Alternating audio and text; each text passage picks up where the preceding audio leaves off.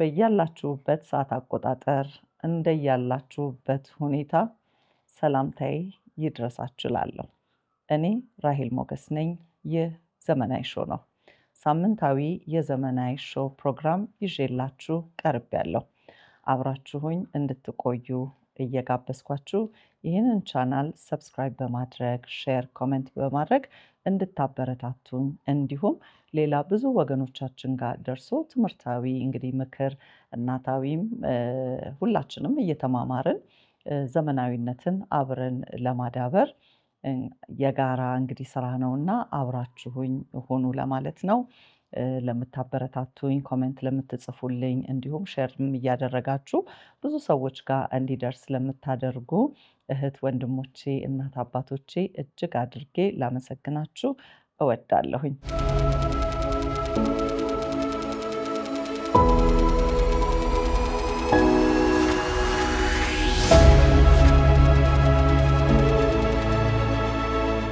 የተወደዳችሁ ውድ የዘመናዊ ሾው ተከታታዮች ዛሬ በጣም የምወደውን ቶፒክ ልጆች አስተዳደግ ላይ በጣም ከብዙ ጓደኞቼ ጋር ብዙ ሰዎች ሳገኝ የምወያይበትን እንዲሁም ድሮ የህፃናቶች አስተማሪ በነበርኩበት ሰዓት እንደው በጣም የማያቸውን የማስተውላቸውን ልጆችን አይተን ወላጆቻቸውን ራሱ አንዳንድ ጊዜ እንዴት ነው ነገሩ ብለን የምንልበት ከብዙ ወላጆች ጋር የምወያይበት እንዲሁም ከወለድኩና ራሴ ወላጅ ከሆንኩበት ሰዓት ጀምሮ ራሴን ያኔ በነበረኝ እንግዲህ ልምድ ወስጄ ብዙ ጓደኞቼን ልጆች ስናሳድግ እንዲህ መሆን አለብን፣ ይሄንን ነገር መጠንቀቅ አለብን ብዬ የምለውን ዛሬ ለእናንተ ይሄንን እንግዲህ ልምዴን ለማካፈል ወደድኩኝ።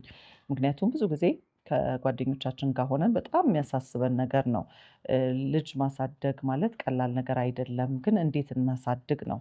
ሁላችንም መቼስ እንደ ወላጅ ልጆቻችን በመልካም ሁኔታ በኢትዮጵያዊ ባህልና ወግ እንዲያድጉልን፣ ነገር ግን ይህንን ሞደርን ወርልድ ሞደርን ዓለም ተቀላቅለውም ወደድንም ጠላንም ያሉበትን ደግሞ ተቀብለው ነገር ግን ማንነታቸውን ሳይረሱ ባህል ሃይማኖታቸውን አክብረው የኢትዮጵያዊ ለዛቸው ሳይጠፋ እንዴት አድርገን እናሳድጋቸው?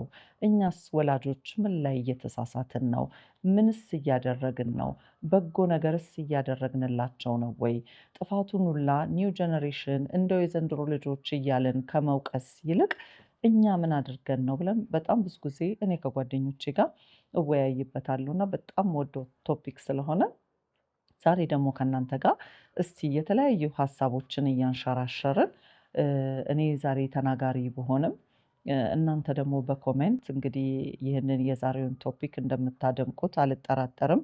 ስፔሻሊ ደግሞ ወላጅ የሆናችሁ ይሄ ነገር ጉዳይ ይመለከተኛል ብላችሁ የምትሉ በሙሉ ልጆቻችሁን እንዴት እያሳደጋችሁ እንዳላችሁ ሼር ብታደርጉን፣ እኔ ደግሞ ማነሳላችሁ ጥቂት ነጥቦችን የማትስማሙበትን ደግሞ እንግዲህ በኢትዮጵያዊ ጨዋነት ይሄ ነገር እንዴት አይተሽው ነው እንደዚህ ብናደርግስ ብላችሁ ብትጠቁሙኝ ብዙ ወላጆች ይጠቀሙበታል። ያው መማማር ነውና የያዝነው ሁላችንም ለበጎነት ጥሩ ትውልድ ለማፍራት እንግዲህ የበኩላችንን አስተዋጽኦ ማድረግ አለብንና ይህንን ፕሮግራም እንግዲህ በጥሞና እንድትከታተሉኝ አብራችሁ መሆናችሁ እንድትሳተፉ ወላጆች የሆናችሁ አብራችሁኝ በመሳተፍ ያላገባችሁ ያልወለዳችሁ ደግሞ ካላችሁ ያው ወደፊት እንግዲህ የራሶቻችሁ ልጆች ሲኖሩ መማማሪያ ይሆናችኋል።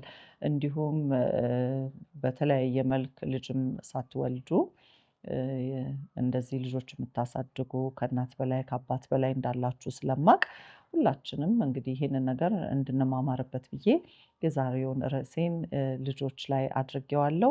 የተወሰኑ ነጥቦች ስላሉኝ እንግዲህ አብራችሁኝ ቆዩ ለማለት ነው። ሁሉንም ሰው የሚያሳትፍ እንግዲህ ፕሮግራም እንደሆነ አምናለሁኝ እና ላይክ እያደረጋችሁ ሼር እያደረጋችሁ እንዲሁም ኮሜንት ላይ በጣም እጠብቃችኋለሁ። ምክንያቱም እኔም የማላውቃቸው እናንተ የምታውቋቸው ነገሮች ስለሚኖሩ እንወያይ በሚል ነው። እንግዲህ አብራችሁኝ ለጥቂት ደቂቃዎች ቆዩ እላለሁ። ይህ በድጋሚ ዘመናዊ ሾው ነው። እኔም ራሄል ሞገስ ነኝ። እሺ፣ የመጀመሪያ ነጥቤ ልጆችን ማንነታቸውን ማሳወቅ ይኖርብናል ብዬ አስባለሁኝ። ከምንም በላይ ከምንም በላይ ልጆች ማንነታቸው አመጣጣቸውን ማወቅ አለባቸው። በተለይ ደግሞ ይሄ በዚህ በሞደርን ህይወት ላይ በሞደርን ዓለም ላይ እንደው ሩትለስ እንዳይሆኑ ከየት እንደመጡ ሳያውቁ እንዳይቀሩ ወላጆች እዚህ ላይ በጣም ትልቅ ተሳትፎ ማድረግ ይጠበቅብናል። ብዙ ጊዜ ስሰማ ወላጆች በቃ አሁን እኮ ጊዜው ተለውጧል፣ ሞደርን ላይፍ ነው፣ እንደ ድሮ ማሰብ የለብንም ብለን እንላለን። ነገር ግን በጣም ብዙ የምንታዘበው ነገሮች አሉ። ልጆቻችን የውጭውን ነገር በደንብ ጥንቅቅ አድርገው ያውቃሉ።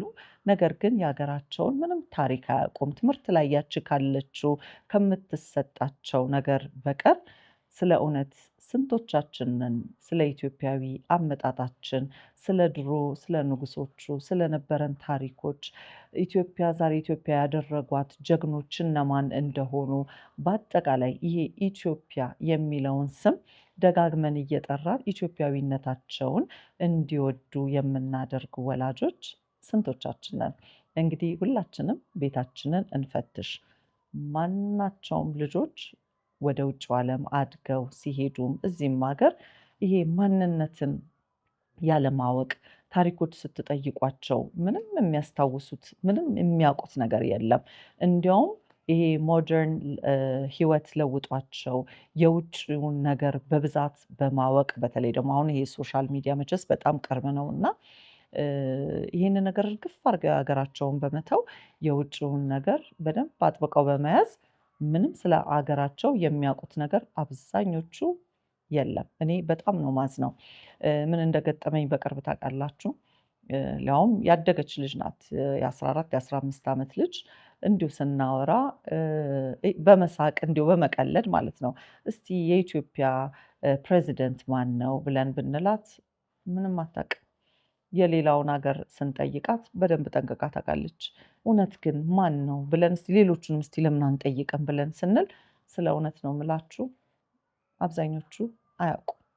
ታሪክማ እንደው ስለ እውነት እንደው የወላጅ ጥፋት ምን ያህል እንደሆነ የምንማርበት ነው። ስለዚህ ልጆቻችንን መውቀስ ትተን ታሪክ ማስተማር፣ አብረን ማታ ማታ በምንሰበሰብበት ጊዜ እንዲህ የወላጅ የቤተሰብ ጊዜ በሚኖረን ሰዓት እንደው ኢትዮጵያዊነትን አብረናቸው ሆነን ብናነግስ፣ ታሪክ ብናወራላቸው፣ አመጣጣቸውን መሰረታቸውን እንዲያውቁ ይሆናልና ልጆቻችን ላይ በቅድሚያ ማንነታቸው ላይ መስራት ይኖርብናል ብዬ አስባለሁ። ከየት እንደመጡ ሁሉንም ነገር በደንብ አድርጋችሁ መንገር ይጠበቅባችኋል ብዬ አስባለሁ።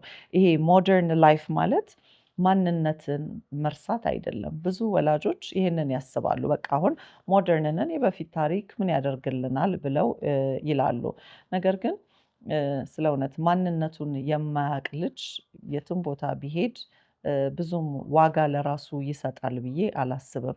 ይሄ ደግሞ የልጆቹ ጥፋት ሳይሆን የኛ የወላጆች ጥፋት ነውና ወላጆች እባካችሁን ልጆቻችንን አመጣጣቸውን፣ ታሪካቸውን፣ የሀገራቸውን ሁሉን ነገር ብናቅ እንግዲህ የማናቅ ከሆነ አንብበን መንገር መቼስ ሁላችንም ያሳለፍናቸው ቢያንስ አንድ መንግስትም ሁለትም መንግስትም በእድሜያችን ይኖራልና ወደ ኋላም እየሄድን መጽሐፎችን በማንበብ ማንነታችንን ብናስተላልፍ መልካም ነው። ምክንያቱም መሰረት የሌለው አመጣጥ የሌለው ወደፊትም ዋጋ አለው ብዬ አላስብምና እዚህ ላይ ተጠያቂ ወላጆች ነን እና በጣም መስራት ያለብን ጉዳይ ነው። እኔም ከጓደኞቼ ጋር ስሆን ይህንን በሰፊው እናወራበታለን። እውነትም የወላጅ ጥፋት ነው ብለን እናምናለን እና ጓደኛሞች አብራችሁ ስትሆኑ፣ ዘመዳሞች፣ አዋቂዎች አብራችሁ ስትሆኑ እንደው ልጆቻችንን በምን አይነት ሁኔታ መለወጥ አለብን ብላችሁ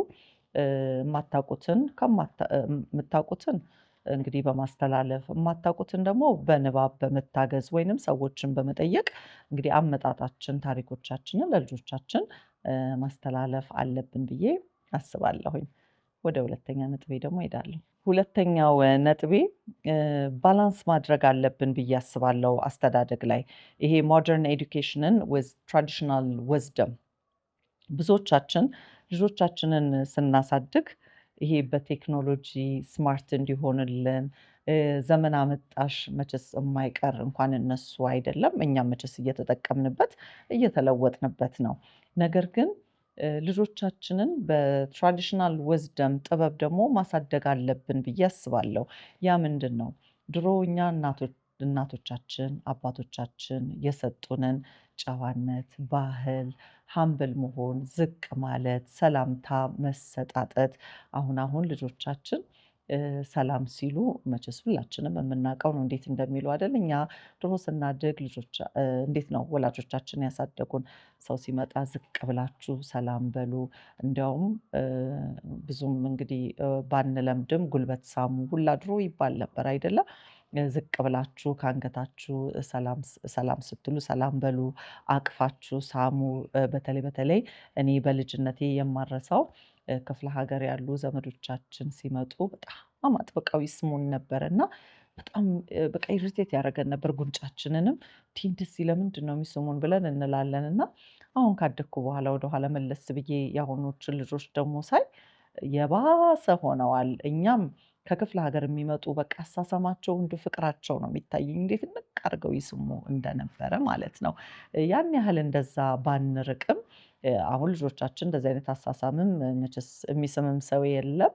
ነገር ግን ሲሳሙ ደግሞ አክብረው እኛ ሰው ፊት ምንም አንልም ነበር። እንደዛም ሲስሙን ምንም አንልም ነበር። እንደው ገብተን ተደብቀን ትንሽ የማናውቀው ነገር ይሆንብንና እንደ መጥረግ ነገር እኛም አድርጎን ነበር። የአሁኖቹ ልጆች ግን ምንም ፍራቻ እንኳን የላቸውም ማለት ሰው ፊት ለፊት ሰው በጣም አጥብቆ ሲስማቸው አይወዱም። ስለዚህ እንደው ዝቅ ማለትን ይሄ ትራዲሽናል ዊዝደምን እኛ ያደግንበትን ባህሉን በደንብ አድርገን ማስተማር ይኖርብናል አይደል? በተለይ ሰላምታ ላይ አሁን ኮምፕሊትሊ ልጆች ተለውጠዋል። አስተዳደግ ላይ ሰው ቤታቸው ሲመጣ በየመኝታ ቤታቸው ነው የሚገቡት። እንግዳ ጋር ብዙም እንትን የላቸውም ቁጭ ብለው የማውራት ነገር የላቸውም። ዝቅ የማለት ነገር የላቸውም። እኛ ድሮ እንግዳ ሲመጣ እንደው ጫማ መስጠት እንደዚህ ማድረግ ትራስ ሶፋ ላይ ማቀበል ብዙ እንደዚህ አይነት ነገሮች እንደው ይሄ ኢትዮጵያዊነትን ዝቅ የሚያደርጉ ነገሮችን ደስ ይላል። ዝቅታ ስል እዚህ ጋር የፍቅር ዝቅታ ነው እሺ እየጠቀስኩኝ ያለሁት እና ያንን ነገር ማስተማር አለብን ብዬ አምናለሁኝ። ነገር ግን አሁን ያሉ ልጆች ስለ እውነት እንግዳ ሲመጣ የሚሸሹ ናቸው። ዝቅ ማለትን አያውቁም። በቃ በአጠቃላይ ይሄ ባህልን ይሄ ትራዲሽናል ዊዝደማችን ጠፍቷል። እኛም እያስተላለፍን አይደለምና ያ መልካምነታችን ግን እኛን ጠቅሞናል አይደለ ዛሬ። ስለ እውነት የድሮ አስተዳደግና የአሁን አስተዳደግ በጣም ልዩነት አለው።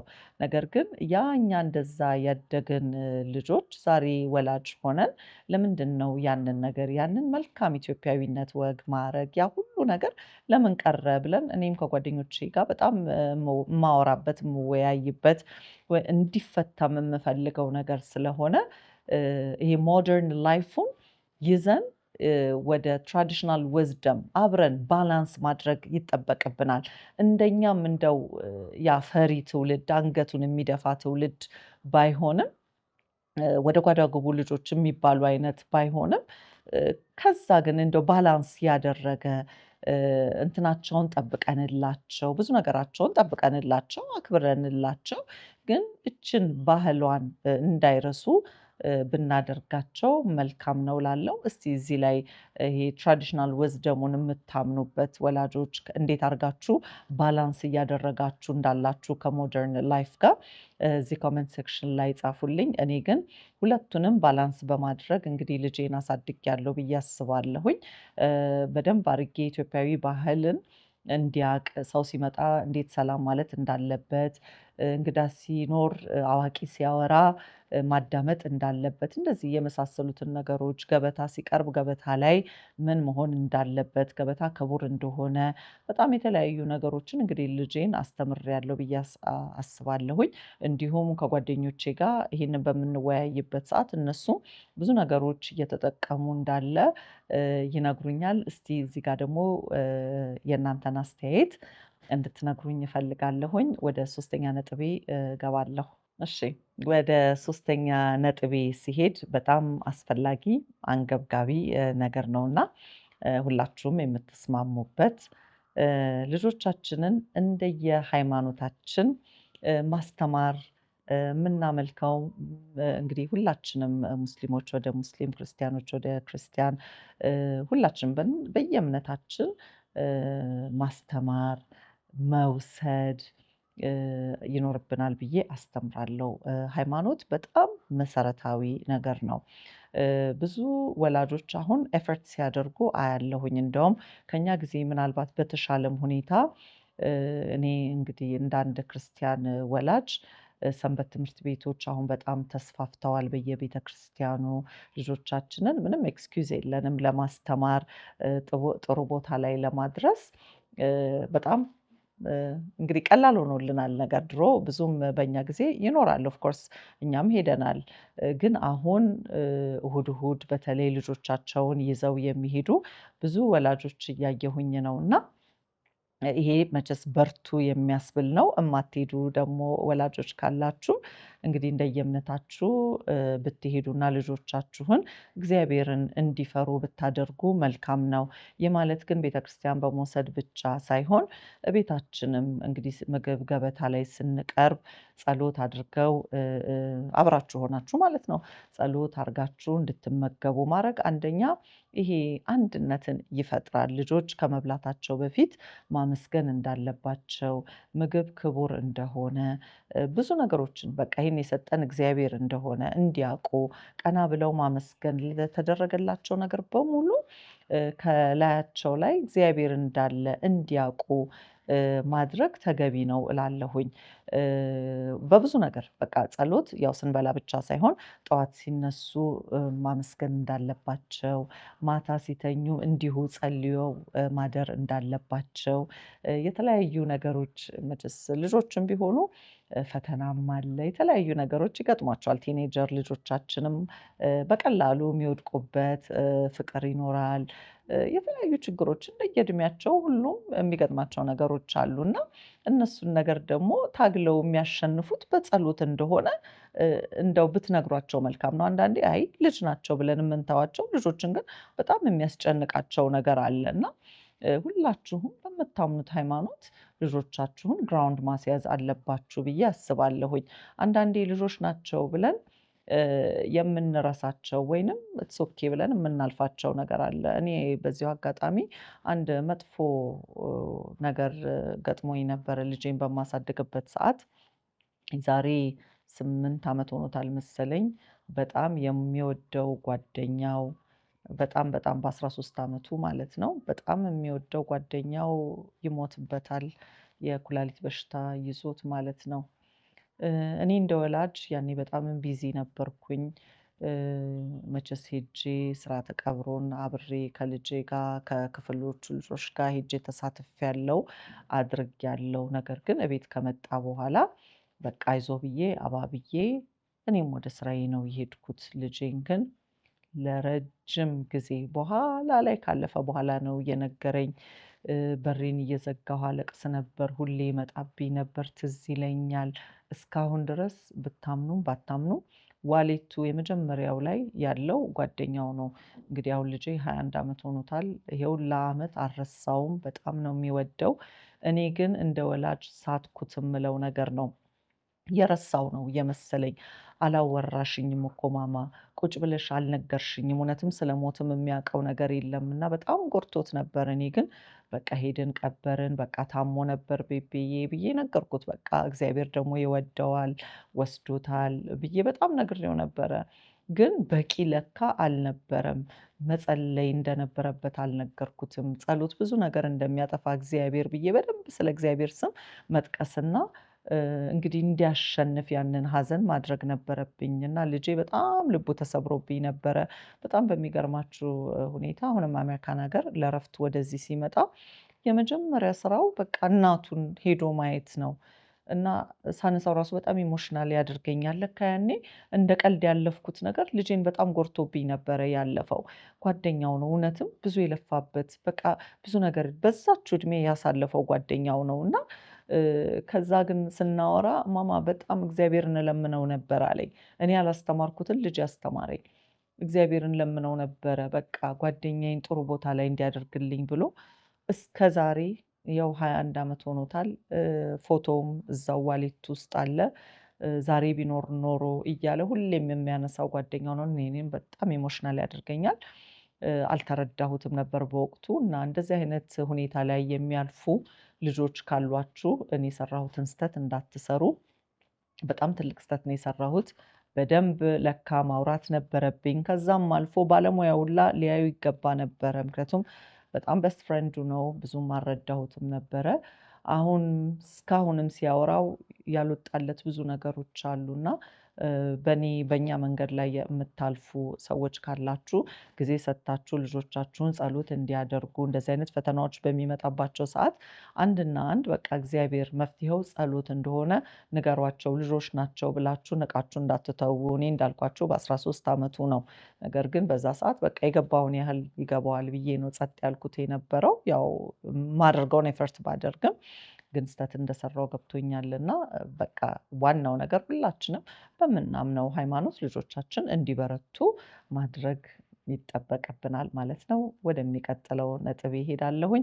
እናንተ ላይክ ያላደረጋችሁ ላይክ አድርጉ፣ ሼር ያላደረጋችሁ እንዲሁ ኮሜንት እየሰጣችሁንም ሂዱ። እኔ ወደ ነጥቤ እገባለሁ። ወደ አራተኛ ነጥቤ ሊሄድ ነው። ስለ ፋሚሊ ታይም። መቼስ ስለ ፋሚሊ ታይም ሁላችንም የምንስማማበት ግን ሁላችንም በተለያየ መንገድ የምናሳልፍበት ነው።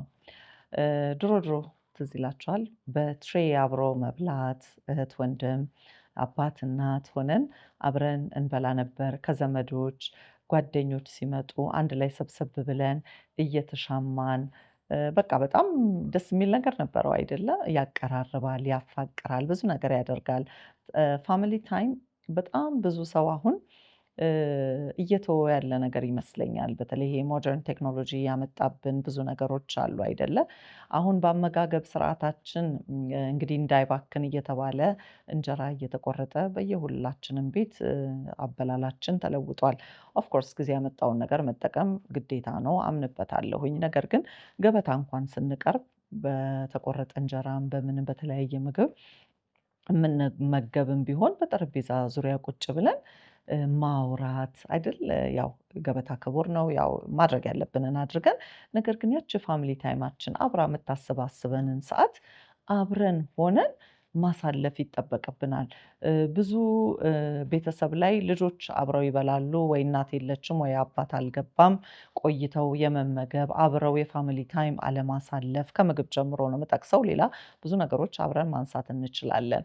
እንግዲህ ከገበታ ጀምሮ ሰብሰብ ብለን ጠዋት ባይመቸን ምሳ፣ ምሳ ባይመቸን እራት፣ በተለይ ደግሞ ዊኬንዶችን ምንም ኤክስኪውዝ የለንም አይደል? የፋሚሊ ታይም ለማሳለፍ አብረን ሆነን ከልጆቻችን ጋር ማውራት በጣም አስፈላጊ ነው እና ያቺ የገበታ ሰዓታችንን እያከበርን እንደው የሆዳችንን እንደ ፋሚሊ መጫወቻ ሰዓት ቢኖረን መልካም ነው እላለሁ። ሌላ አንድ የምናየው ሾው የጋራ ሾው ቢኖረን መቼስ የተለያየ ነገር ቢሆንም አሁን ሞደርን ላይፍ ያመጣብን በጣም የሚያስፈራ የልጅም ሾው ቢሆን ፊልሞች፣ ሙቪዎች ቢሆኑም የሚያስፈሩ ቃላቶች የሚወረወሩበት ወይንም ደግሞ እያየን በቃ ከልጆቻችን ጋር ባልሆንን ብለን የምንልበት ብዙ ነገሮች ይኖራል። ነገር ግን አሉ የፋሚሊ ሾዎችን አብሮ በመምረጥ ከልጆች ጋር ምንጣፍ ላይ ቁጭ ብሎ ሶፋ ላይ ቁጭ ብሎ ልጆቻችንን ክሎዝ በማድረግ ስልኮቻችንን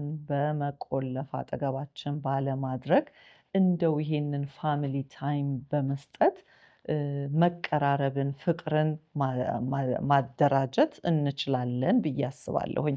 አሁን ሁላችንም ስንነጋገር ስልኮቻችንን ይዘን ነው ቁጭ የምንለው ሁላችንም። ይሄ ያመጣብንን ርቀት መቼስ ሁላችንም እናውቀዋለን። ባልና ሚስት ልጆች እርስ በርሳቸው ወሬ አያወሩ። እኛ እንኳን ድሮ ብዙ ተጠቅመናል ብዬ አስባለሁኝ።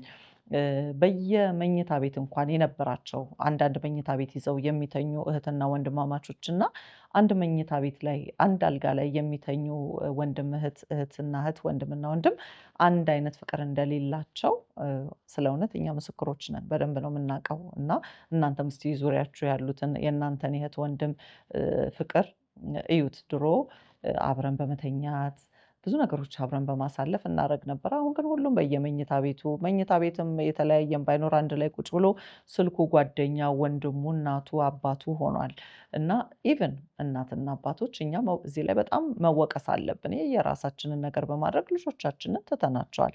ያንን የፋሚሊ ታይም በፍጹም አንሰጣቸውም ያለ ነው። ድሮ እንኳን እኛ ትዝ ይለኛል ይህን መጽሐፍ አንብቡ እየተባለን በግድ ይሰጠን ነበር እና ከዛ ያንን መጽሐፍ እስቲ ምን አነበባችሁ ብለው ይጠይቁን ነበር ወላጆች። አሁን ግን እንደምታዩት ነው። ሲጀመር ጊዜው በጣም ተለውጦ ቴክኖሎጂ ዘመነ ቴክኖሎጂ ሆኖ ሁላችንንም አራርቆ ልጆቻችንንም ከራሳችን ከወላጆች አራርቆናልና ይሄ ደግሞ ወደፊት እኛ በተለይ እኛ ወላጆች ተጎጂዎች የምንሆን ይመስለኛል። ምክንያቱም ልጆቻችን የራሳቸውን ህይወት ከያዙ በኋላ የትኛው ፍቅር ወደኋላ ይመልሳቸዋል? ስለ እውነት ብዙ ልጆች ስትጠይቋቸው በማቴሪያል በቃ ማቴሪያሊስቲክ ሆነዋል። ወላጆቻቸው ማድረግ ያለባቸውን ነገር ያደርጉላቸዋል።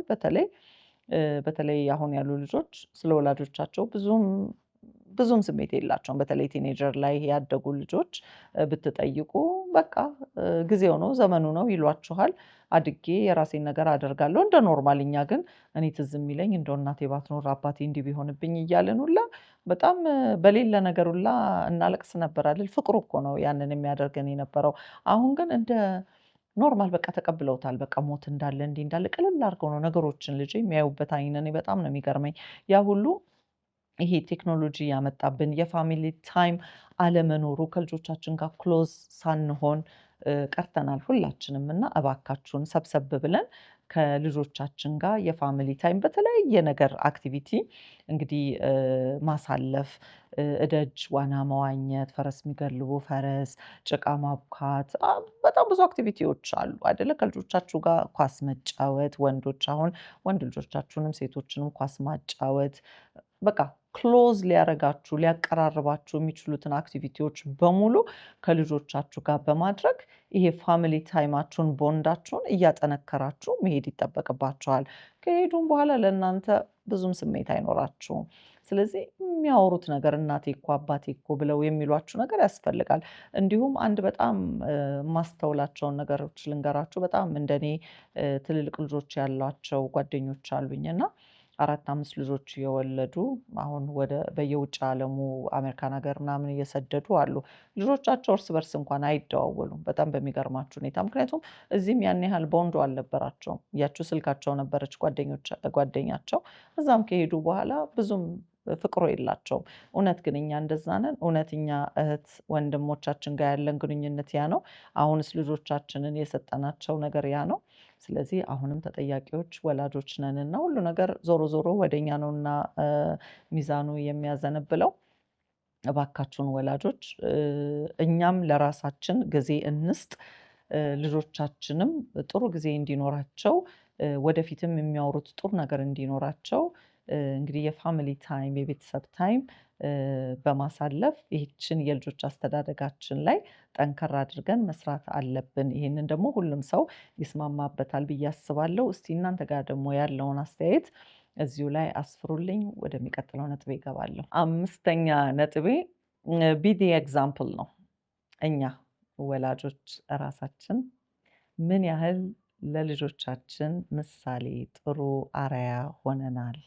እኔ በጣም ብዙ ጊዜ ይህንን ነገር እንደ አስተማሪነቴ ልጆቹን አይተን እነዚህ እንደዚህ አይነት ወላጆች ናቸው ያላቸው ብለን ስለ እውነት ነው የምላችሁ እንል ነበረ ድሮ አስተማሪ እያለሁኝ። ልጆቹን እንዲህ አይታችሁ ብዙ ማንነታቸውን ያሳደጓቸውን ሰዎች ለመገመት አይከብዳችሁም። ይህንን እንደኔ አስተማሪ ሆናችሁ እንግዲህ እዚህ ላይ ይህን ፕሮግራም የምትከታተሉ ካላችሁ ልትነግሩን ትችላላችሁ። በጣም አብዛኛው ጊዜ ትክክል ነን ግምታችን የሚሆነው ማለት ነው። እኛ ራሳችን ወላጆች ለልጆቻችን ሮል ሞዴል መሆን መቻል አለብን። ከውጭ አይደለም ሮል ሞዴል የሚያደርጉት። መጀመሪያ እናትና አባቶቻቸውን ታላላቅ እህት ወንድም ያላቸውን ነው ሮል ሞዴል የሚያደርጉት። ወላጆች እዚህ ላይ በጣም ስተናል ሁላችንም ማለት ነው። ልጆቻችንን በአክሽን ነው እንጂ ማሳየት በማለትም አይደለም በምክርም አይደለም።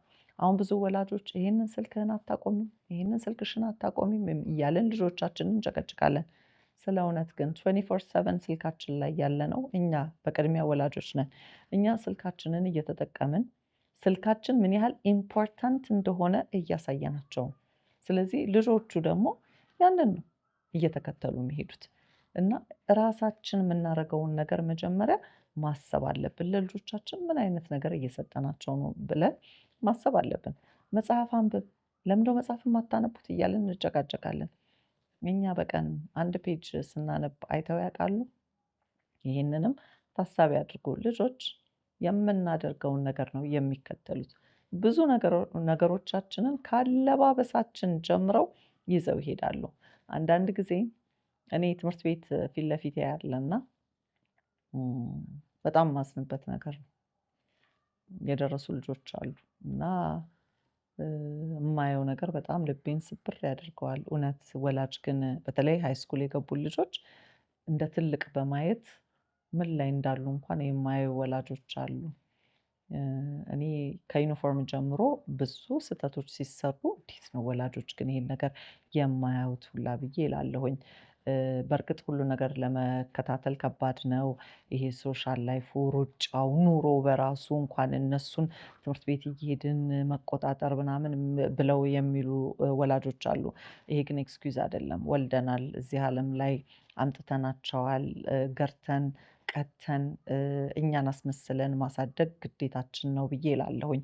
ስለዚህ አንዳንድ ጊዜ ይሄ ምክንያታዊ ባንሆን አብዛኛው ጊዜ ልጆች ከሹፌር ጋር ሲመላለሱ ያለውን የፊት ለፊት በጣም ኃላፊነት የሚሰማቸው ሾፌሮች እንዳሉ ሁሉ ምንም ነገር የማይመስላቸው እንዳሉ በደንብ አድርገን እናውቃለን። ልጆችን ትምህርት ቤት ማመላለስ በራሱ ትልቅ የሚሰጠው መቀራረብ አለ አይደለ? ሹፌር ሲወስዳቸው ልጆች እና ወላጅ የ30 ደቂቃ መንገድ አብሯቸው እየነዱ ወይንም እንዲህ እያወሩ ቢሄዱ ምን ያህል ጥምረታቸውን አንድ ያደርግላቸዋል። አብዛኛው ሰው ያው ስራው አለመድረስ፣ የትራንስፖርቴሽን ችግር፣ ብዙ ነገሮች ተደራርበው በሹፌር ልጆቻቸውን ይልካሉ። አንድ ላይ ልጆች እንዲሄዱ ያደርጋሉ። ግን ምን አለ ከተቻለ አሁን ይሄንን ከተቻለ ነው የምለው እንደው በሳምንትም አንዴ ልጆችን በማመላለስ እንደዚህ ከልጆቻችሁ ጋር ያላችሁትን ቅርበት እንግዲህ በደንብ አድርጋችሁ መቀጠል ትችላላችሁ። እዚህ ጋር ነጥቤን ብዙም እንዳልስት አርአያ መሆን ለልጆቻችሁ ግዴታ ነው። ብዙ ጊዜ የምንለውን ሳይሆን የምናደርገውን ነገር ነው የሚያዩት። አንድ እናንተ ለእግዚአብሔር እንግዲህ ምስጋና የምታቀርቡ ሳትጸልዩ የምትወጡ ወላጆች ከሆናችሁ እነሱ የምታደርጉትን ነው የሚያደርጉት። ምግብ ስትበሉ ጸልያችሁ የምትበሉ ከሆነ እናንተ የምታደርጉትን ነው የሚያደርጉት። ስንዋሽ የሚሰሙን ካሉ ውሸታም ነው የሚሆኑት እያየናቸው። ለምሳሌ በስልክ ለምሳሌ ብዙ ልጆች ይታዘቡናል አይደለም? ትራፊክ ለምሳሌ በቀላሉ ይዞን ስልክ አላወራሁም ብለን ሽምጥጥ አድርገን እዛው ፊታቸው እንክዳለን። እነዚህ ልጆች ምንድነው እየተማሩ ያሉት? ምንድነው እያስተማርናቸው ያለን? በቃ ውሸትን በተዘዋዋሪ በደንብ አድርገን ነው የምንነግራቸው። በጣም አንዳንዴ የማናስተውላቸው ነገር ግን ልጆች በቀላሉ ሊይዙት የሚችሉት ባህሪዎች አሉን። ልጆች የእናት ወይንም የአባት ባህሪ ነው የሚይዙት። በጣም አስተውሉ፣ በጣም አስተውሉ። እዚህ ላይ የምናደርጋቸውን ነገሮች በሙሉ ወደ ልጆቻችን እንደምናስተላልፍ አውቃችሁ እናንተው ራሳችሁ ሮል ሞዴል መሆን አለባችሁ። በተለይ ድሮ እናትና አባቶቻችን ላይ የማንወደው ሁላችንም ነገሮች አሉ። በጣም ደግሞ የምንወድላቸው ነገሮች አሉ። ስለዚህ መጥፎ የምንላቸውን ነገሮች ልጆቻችን ፒክ እንዳያደርጉብን እኛ ደግሞ ለእነሱ ሮል ሞዴል መሆን ጥሩ ደግሞ ነገሮችን ልጆቻችን በደንብ አድርገው እንዲይዙልን ማስተላለፍ ይጠበቅብናልና እኛ ወላጆች ራሳችን እባካችሁን ለልጆቻችን ሮል ሞዴል የምንሆነው የመጀመሪያ አስተማሪዎች እኛ ነንና የምንሰራውን ነገር ጠንቅቀን እንወቅ። ፊታቸው የምናደርጋቸው ነገሮች የእውነት ይሁኑ፣ የማስመሰል ነገር አይሁኑ። አድርግ ብቻ ማለት ሳይሆን እኛ አድርገን ማሳየት እንዳለብን ማወቅ አለብንና ይሄንን በደንብ አድርጌ መናገር እፈልጋለሁ። የመጀመሪያው ሮል ሞዴል የመጀመሪያ አስተማሪ ለሁሉ ነገር ወላጅ ነውና ልጆችን አይቶ ወላጅን መገመትም ስለማያቅት ልጆቻችሁን በኢትዮጵያዊ ጨዋነት እናንተ ሞዴል ሆናችሁ እንግዲህ እንድታሳድጉ ስል እዚህ ጋር የእናታዊ ምክሬን መስጠት ፈልጋለሁ። ወደሚቀጥለው ነጥብ ሄዳለሁ።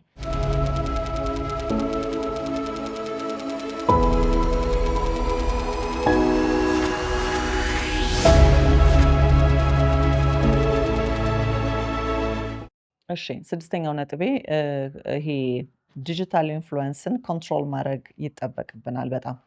አሁን ልጆቻችንን ብዙዎቻችንን የሚያሳድግልን ቴክኖሎጂ ሶሻል ሚዲያ ሆኗል አይደለም? ከኛ ከወላጆች ይልቅ ሶሻል ሚዲያው ልጆቻችንን በደንብ አድርጎ እያሳደገልን እንደሆነ ቋንቋቸው በሙሉ የእናትና አባት ቋንቋ ሳይሆን የዚህ የሶሻል ሚዲያን ቋንቋ እየያዙ ድሮ ምን እንል ነበረ እንግዲህ የቤት አጋዦች ያሉበትን ወላጆች ደግሞ ብዙ ቤት የማይውሉ አይ የቤት አጋዧን እኮ ቋንቋ ነው የያዘችው ብለን እንል ነበረ። አሁን ደግሞ የሶሻል ሚዲያው ኢንፍሉዌንስ በጣም በዝቶ ልጆቻችን በሙሉ በቃ እያደጉ ያሉት በሶሻል ሚዲያው ነው እና በጣም ብዙ ልጆች በዚህ ነገር እየተጠቁ እየተበላሹ እንዲሁም ኢትዮጵያዊ ማንነታቸውን እያጡ ነው። ምክንያቱም ኢንፍሉዌንስ የሚያደርጋቸው የትኛው ነው ስለ እውነት ማለት ነው። እኛንም አሁን ብዙ ነገሮቻችን እየገዛ ያለው ነገር ይሄ ባህላችንን እያስረሳን ያለው ነገር ምን እንደሆነ በጣም ጠንቅቀን እናውቀዋለን እና ሁሉም ነገር የዌስተርን ዓለሙን ወስደው ያ ሁሉ ነገር ነው የእነሱ ነገር ብቻ መልካም የሚመስላቸው ልጆችን እያፈራን ይሄ ኢትዮጵያዊ ነገራችንን እየረሳን ነው ያለነው እና ስለዚህ ስለ ዲጂታል ኢንፍሉዌንስ መቼስ አውርተን በቃ እኔ ከጓደኞቼ ጋር እንደው በምን አይነት ነገር ነው መፍታት የምንችለው? ምንስ ብናደርግ ነው ማስተካከል የምንችለው? እንደው ልጆቻችንን በማይጎዳ መልኩ አርቀን ማራቅ አንችልም። ዘመኑ ያመጣውን ነገር መጠቀም መቻል አለባቸው እና እንዴት ነው ይሄንንስ ነገር እንደው እስቲ በዚሁ አጋጣሚ እየተቆጣጠራችሁ ያላችሁት? እውነት አብዛኛው ቤት እያሳደገ ያለው ይሄ ዲጂታል ኢንፍሉዌንሱ አይደለም፣ ይሄ ሶሻል ሚዲያው አይደለም ብላችሁ ታስባላችሁ? ምን ያህልስ ኮንትሮል እያደረጋችሁት ነው? አንዳንድ ወላጆች ለልጄ ስልክ የሰጠሁት በ13 ዓመቱ ነው፣ በ15 ነው፣ 17 ምናምን ብለው የተለያዩ እድሜ ሲጠቅሱ እንሰማለን። ትምህርት ቤት ግማሹ ስልክ ይፈቅዳል፣ ግማሹ ስልክ አይፈቅድም። ልጆች ደብቀው ስልካቸውን ይዘው ይሄዳሉ። ግማሾች ወላጆች ደግሞ በዚህ ላይ ስትሪክት የሆነ አቋም ያላቸው አሉ። እናንተ ለልጆቻችሁ በስንት ዓመት ነው ስልክ የሰጣችሁት? ከሰጣችሁ ደግሞ እንዴት ነው ይሄ ፓረንታል ኮንትሮላችሁ ምን ያህል ነው? ስለ እውነት ሁሉንም ነገር ደግሞ ኮንትሮል ማድረግስ ይቻላል ወይ? ብዙ ሊያጠፏቸው የሚችሏቸው ነገሮች እያየን ነው ሁላችንም እና ይሄንን ነገር እንዴት እየተቆጣጠርን ነው? ልጆቻችንስ የሌላ ልጆች እየሆኑ እያሳደግናቸው ነው እያየን ማለት ነው። ምክንያቱም አንደኛ ጊዜ አንሰጣቸውም፣ እኛም እዛው ላይ ነን ያለነው። እነዚህ ልጆች በአቅራቢያ የሚያገኙት ይሄንን ነው። ስልካቸው ነው ወዳጃቸው፣ እናታቸው፣ አባታቸው፣ ጓደኛቸው፣ እህት ወንድማቸው።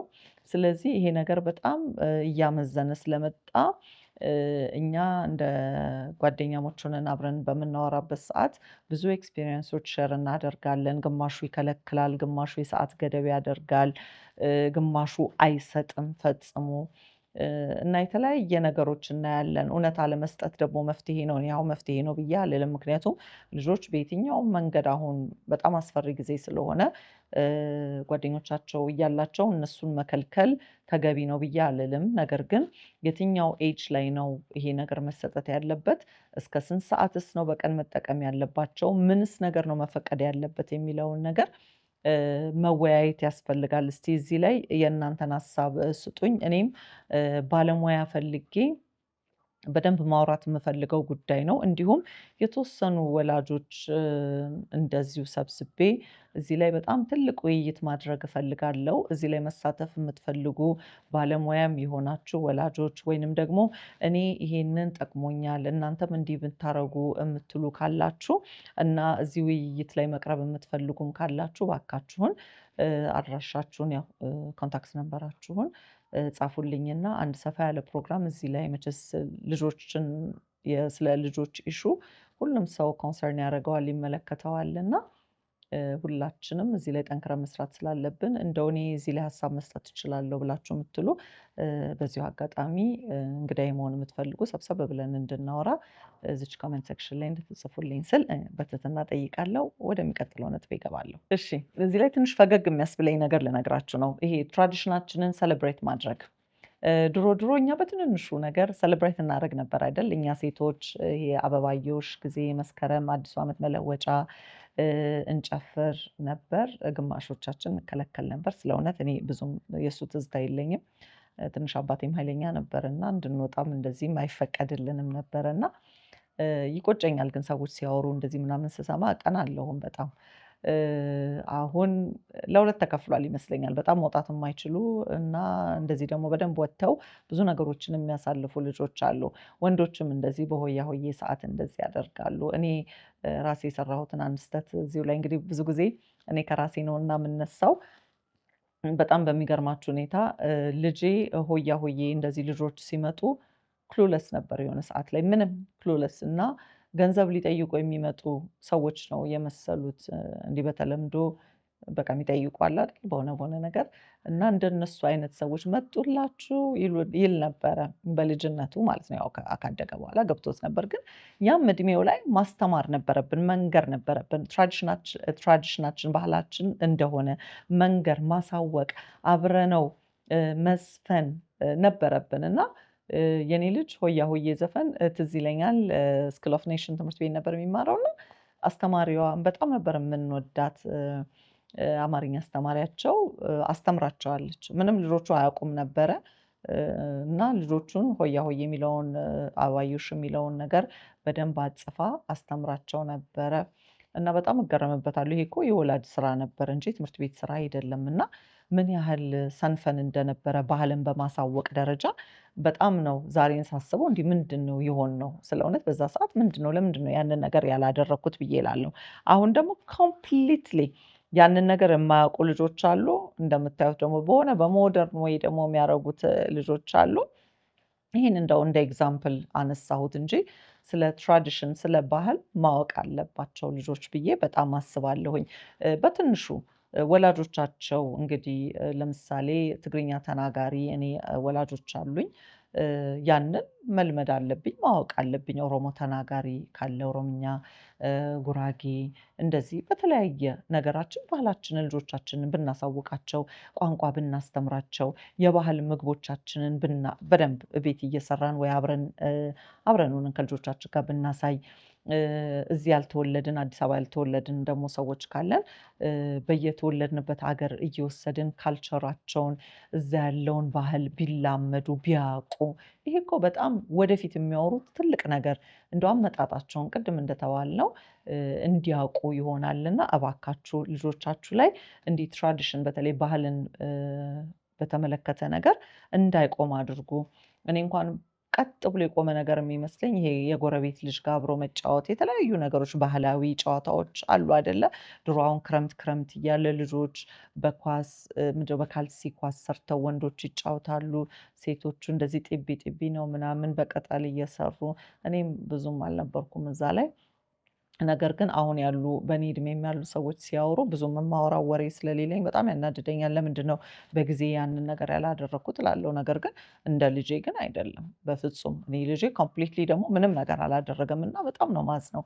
በጣም ትልቅ ስህተት ሰርቻለሁኝ እኔ እና እባካችሁ አሁን ያላችሁ ወላጆች ደግሞ ይሄንን ስህተት እንዳትሰሩ። ልጆቻችሁን እንደው ግቢ ውስጥ እንቅ አርጋችሁ የምታስቀምጡ አሁን ደግሞ ይሄ ኮንዶሚኒየም ቤቶች ልጆችን እንቅ አርገው እዛ ቤት ውስጥ ከሚያደርጉ ይልቅ እየወጡ ከጓደኞቻቸው ከጎረቤቶቻቸው ጋር ቢጫወቱ በጣም መልካም ነው። ብዙ ነገር ነው የሚቀስሙት እና እንደው አፍናችሁ አትያዟቸው። ባህላችሁን በደንብ አርጋችሁ አስተምሩ። ቋንቋ የምታወሩትን ወላጆቻችሁ የሚያወሩትን እናንተም ቋንቋ ወደ ልጆቻችሁ ብታደርጉ ኢትስ አ ፕላስ ህይወታቸው ላይ ብዙ ነገር ነው የሚጠቅማቸው እና ሁሉንም ነገር አብራችሁ ሆናችሁ ብታስለምዷቸው መልካም ነው ብዬ አስባለሁኝ። ይህ ዘመናዊ ሾው ነው። እኔ ራሄል ሞገስ ነኝ። ወደ 8ኛ ነጥቤ ልገባ ነው። ድሮ ትዝ ይላችሁ እንደሆነ ዩ ሃቭ ቱ ቢልድ የሆነ ኮሚኒቲ እንፈጥራለን ዘመዶች ጋር ምናምን ብዙ ነገሮች እናደርግ ነበር። ክረምት ድሬዳዋ ዘመድ ያለው ድሬዳዋ ይሄዳል። አንድ አገር መቀሌ ያለው መቀሌ ይሄዳል። እንደዚህ አይደል በየሀገሩ ልጆች እየሄዱ የክረምት ጊዜያቸውን ከአክስት ከአጎቶቻቸው ጋር ከዘመዶቻቸው ጋር ያሳልፉ ነበረ። ጥሩ ይሄ ቤተሰባዊ ነገር ከአጎት ከአክስቶቻቸው ልጆች ጋር ይቀራረቡ ነበረ። በቃ የተለያዩ አክቲቪቲዎችን ያደርጉ ነበረ። በተለያየ ጊዜ እንግዲህ እንደዚህ ሶሻል ላይፎች ላይ በጣም ክሎዝ ነበሩ። አሁን ግን በጣም ከብዷል እንደዚህ አይነት ነገሮች ለማድረግ። ለምንድነው ስለ እውነት ያ ባህል የቀረው? እኛ እስካሁን ድረስ የአጎት ልጅ፣ አክስት ልጅ፣ ዘመዶች እንደ እህትና ወንድም በምንተያይበት ሰዓት፣ አሁን ግን ያሉት ልጆቻችን ወንድምና እህቶቻቸው ጋር እንኳን that much ክሎዝ ያልሆኑ እናያለን። እና ያቺ የድሮ ባህላችን እንደ ኮሚኒቲያችን ጎረቤቶቻችን ጋር ወጥቶ አንዳንድ ነገር ማድረግ ከቅርብ ከጓደኞቻችን ልጆች ጋር እንደው ዘመድ እንደሆኑ መንገር እንደዚህ የተለያዩ ነገሮችን እኮ አብረን ብናደርግ ሞር ጭንቅላታቸው እየዳበረ ፍቅር የሚባለውን ነገር እያዳበሩ ከሰው ጋር አብሮ መኖርን ይላመዳሉ። ምክንያቱም ያ ቤተሰባቸው ጋር ያለውን ነገር ብቻ ሳይሆን ወጣ ሲሉ ደግሞ ሊገጥማቸው የሚችል የተለያየ አይነት ባህሪዎች እንዳሉ እንዲያውቁ ይረዳቸዋልና ያቺ የድሮ ነገራችን ባትቀር ዘመዶቻቸው ጋር ክረምት ክረምት እየሄዱ ቢያደርጉ የተለያዩ ነገሮች እንማር ነበር አይደል? ክረምት ሲመጣ የእጅ ስራ፣ ሹራብ ስራ፣ ጥልፍ ምናምን እየተባልን ብዙ አክቲቪቲዎች የምንሄድበት ቦታዎች ያስተምሩን ነበር እና ያ ነገር እኮ በጣም ጠቅሞናል። አሁንም የምናወራው ነገሮች እንደዚህ ሁላችንም አለን። እናንተ ክረምት ክረምት ሲሆን እውነት እንደዚህ አክስት፣ አጎት የተለያዩ ዘመዶቻችሁ ጋር ሄዳችሁ እስቲ ያደረጋችሁት ትዝ የሚላችሁ በእኔ እድሜ ያላችሁ በእኔ ጀነሬሽን ያላችሁ በሙሉ እስቲ እዚህ ጋር ድሮ ያደረጋችሁትን አሁን ደግሞ ለልጆቻችሁ ይሄን ነገር አስተላልፋችኋል ወይ? ልጆቻችሁን እህት ወንድሞቻችሁ ቤት ክፍለ ሀገር የተለያየ ሀገር ላይ ትሰዳላችሁ ወይ?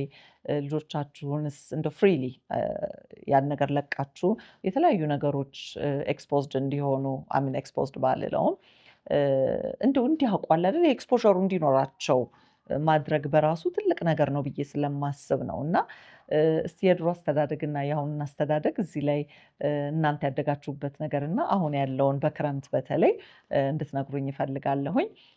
እኔ ብትጠይቁኝ ያ ልምድ ሄዶ የማደር ምናምን ልምዱ በእርግጥ አልነበረኝም። ነገር ግን እቤት የሚመጡ ዘመዶች ነበሩና በቃ ያቺ ክረምት እስክትመጣ ድረስ እንዴት እንጓጓ እንደነበር ከእነሱ ጋር ለመጫወት ከእነሱ ጋር ለመሆን በጣም ነበር የምንጓጓው። እኔ አሁንም ባይቀር እሱ ባህላችን ደስ ይለኛል። እስቲ እናንተ ደግሞ እዚህ ጋር ያላችሁን ነገር እንግዲህ እንድትሰጡኝ እፈልጋለሁኝ። ወደ መጨረሻ እና ማጠቃለያ ነጥቤ ልሄድ ነው። እዚህ ላይ ግን ውድ የዘመናዊ ሾው ተከታታዮቼ ይሄ እንግዲህ ብዙ የእናንተን ተሳትፎ ይፈልጋል። ጀነሬሽን ለመለወጥ የተበላሹ ነገሮች አሉ ብሎ ከመጠቋቆም ይልቅ ይሄን ነገር እንዴት እናስተካክለው? ይሄ ምን ያነሳኋቸው የተወሰኑ ነጥቦች አሉ። የምትስማሙበትን ማትስማሙበትን ምክንያቱም ሁሉም ነገር ትክክል ነው ብዬ አልልም። ግን እኔ የጠቀመኝን ወይንም ከጓደኞቼ ጋር እያወራሁ ነገሮችን ልጆቻችን አስተዳደግ ላይ የለወጥናቸው በጣም መልካም ነገሮች ስላሉ እናንተም ጋር ሼር አድርጌ ይሆናል የሚለውን ነገር ነው የነገርኳችሁ። እስቲ እናንተ ጋር ያለውንም ነገር ደግሞ የምትነግሩኝ የበለጠ መማማሪያ ይሆናል ብዬ አስባለሁኝ። ወደ መጨረሻው ነጥቤ ልገባ ነው።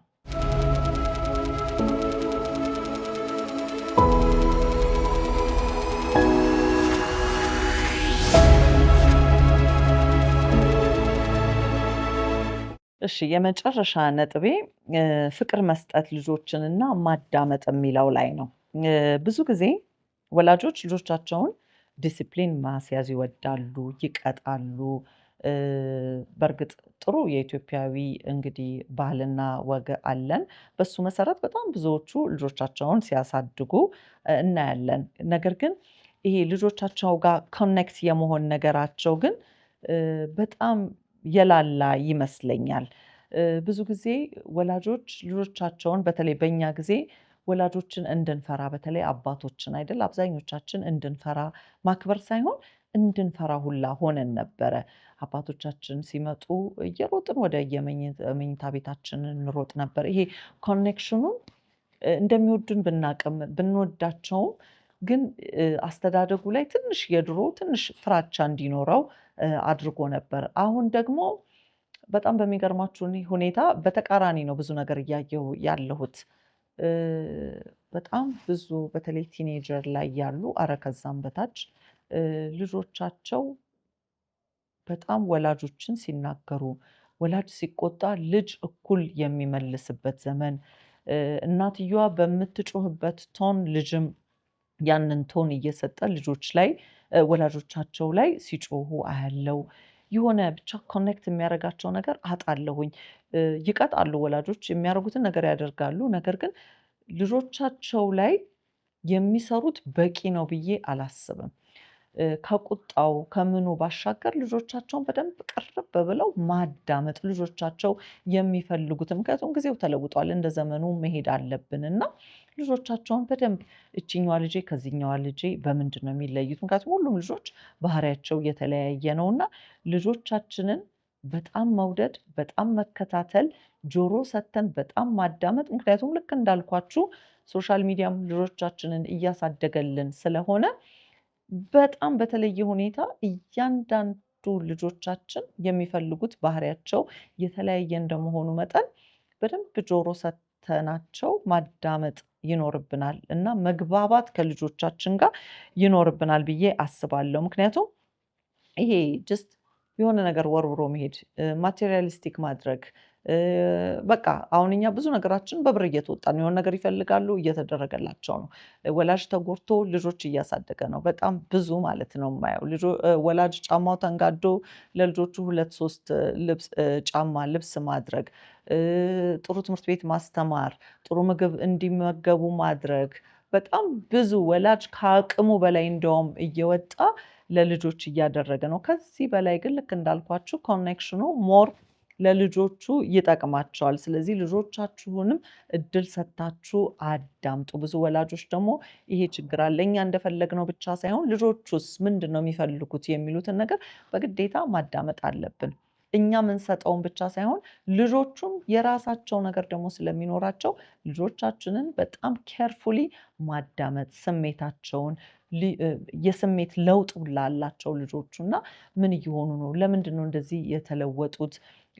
መቼስ በማሳደግ ሂደት ላይ እነሱም ራሳቸው የተለያየ የሆርሞን ነገሮች አሏቸው እና ሴትም ወንድም የየራሳቸው ያለት እድገት ስላለ ልጆቻችንን በትክክል መውደድ ማሳደግ ብቻ ሳይሆን ማዳመጥ በደንብ እንቅስቃሴያቸውን ማየት ምንድነው ለውጣቸው ብሎ ከልጆች ጋር በግልጽ ማውራት መወያየት በጣም አስፈላጊ ነው ብዬ እላለሁኝ።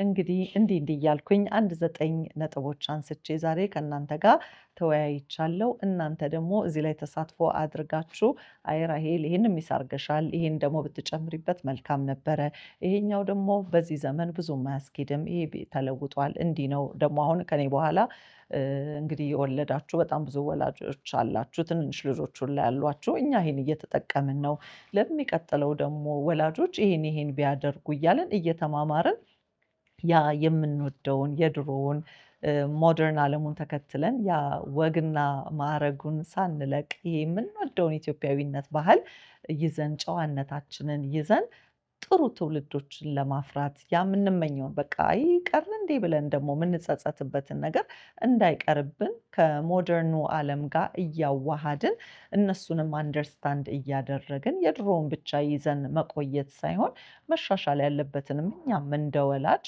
አሻሽለን እንግዲህ መልካም ነገሮችን ለልጆቻችን ለማስተላለፍ ከመጠቋቆም አይ የአሁኖቹ ልጆች ብለን ከመጠቋቆም ደግሞ የአሁኖቹ ልጆች እኮ ያመጣናቸው እኛ ነን አይደለ? እኛ በፊት እንደዛ በስርዓት አድገናል፣ ይሄ ነገር አልነበረም በእኛ ጊዜ ብለን የምንል ሰዎች ነንና ለምንድነው ይሄንን ያጠፋነው ታዲያ?